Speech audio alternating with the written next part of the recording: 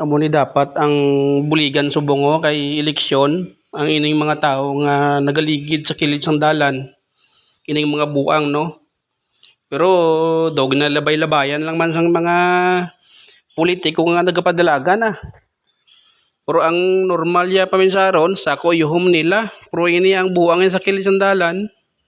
Wa nila ginasapak nga amo ni dapat yang buligan gid kung tutuod gid yang serbisyo ang imo hangad sa isa ka barangay.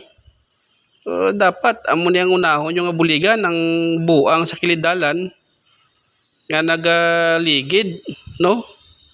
Ambot lang buang ini or ano na supay ini sa gutom or ano ini kay do wala man lang ginasapak sang nagapadalagan subong, labay-labayan lang nila kag magsinggit nga kung ako ang magdaog ihatag ko ang tanang niya serbisyo. Pag serbisyo ako sang tuod do plastikana lang balaw wari kaluoy lang sang tao sa kilid dala no. Kaya do man ginasapak nila, napabayaan man lang no. Kung tuod kay nga manog serbisyo sa isa ka komunidad, dapat amo ni munahon mo yang mga buang sa kilid sang dalan or way ta kabalo kung buang ni or ano ini no.